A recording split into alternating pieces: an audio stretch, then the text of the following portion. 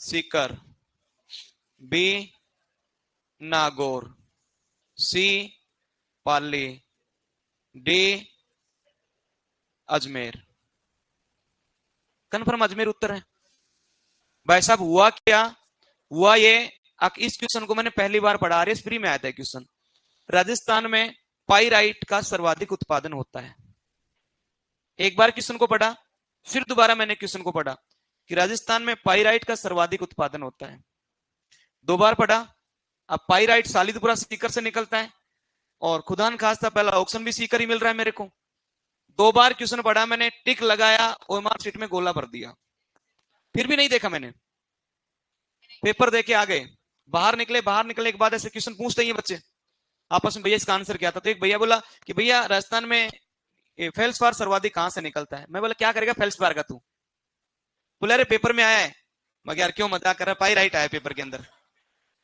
ठीक है, पाइराइट आया पेपर के अंदर। बोले भाई साहब पेपर को खोल के देखो, 30-35 ऐसे नंबर का क्वेश्चन था। खोल के देखा, वहां पर फेल्सपार दिखा। ठीक है, सुनना, मैं वैसे टाइम खराब नहीं करेगी, इसके पीछे बहुत बड़ा लॉजिक बता रहा हूं आपको। लगभग 80-85% बच्चे ऐसे होते हैं जो सिलेक्शन अपना केवल पेपर करने के तरीके से कटवाते हैं। पेपर करने के तरीके से आपने देखा होगा, कभी भी जो एक बार नौकरी में लग जाता है कभी भी फेल नहीं होता। उसको पेपर देने का पता हो गया, तरीके का नॉलेज का पता हो गया। अपन गलती यही करते हैं, वहां पर बहुत सारे दबाव बन जाते हैं पेपर के समय, जबरदस्ती बना लेते हैं। जब दोस्तों उस पेपर को सोल्व करते हैं तो अगर प्रॉपर नींद लेके नहीं गए हो तो भी दिमाग सही काम नहीं करेगा। अगर आप लोग एग्जाम हॉल में बढ़ने के साथ ये सोच लिया कि अब की बार नहीं हुआ तो मेरा क्या होगा, निश्चित गलत होगा। ठीक है, वहां पर जाने के बाद 20 क्वेश्चन शुरुआत के सही हो गए, कल्पना में उठ गए। जिस क्वेश्चन को आज तक नहीं देखा उसके भी ऐसा तुक्का लगाओगे 100% सही है और निश्चित गलत होगा। कुछ कारण होते हैं जो व्यक्ति के ऊपर दबाव बनते हैं। जब आपके ऊपर बहुत ज्यादा लोगों की अपेक्षाएं हो जाती ना, तो आप दोस्तों उस बोझ के नीचे दब जाते हो। आप मेहनत बहुत जबरदस्त करते हो, लेकिन आपकी अपेक्षा इतनी है, आप फिर उन अपेक्षाओं के नीचे ऐसे दब जाते हो कि मेहनत भी कामयाब नहीं होती है। होता क्या है कि कई बार व्यक्ति क्या करता है कि जैसे मान लीजिए मेरा क्वेश्चन गलत क्यों हुआ, क्योंकि दिमाग इतना बर्डन में था, अगर रात को सोया नहीं, पूरी रात भर इस पेपर को देख ले, कोई बाहर नहीं चला जाए, अपना क्वेश्चन गलत नहीं होना चाहिए, उसमें जो पेपर दे रहे हैं दबाव है पेपर का, तब ये चीजें गलत होती हैं।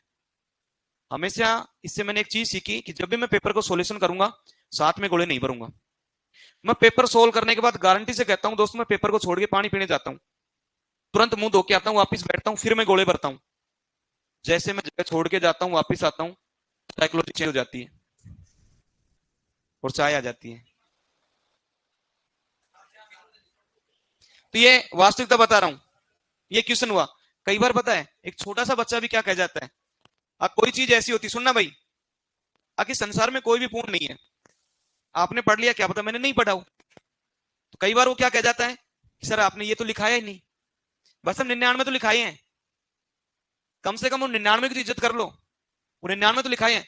मैं खुद ये पेपर देके गया था 2013 के अंदर, उसमें उस समय राजस्थान के राजस्व मंत्री थे हेमाराम चौधरी।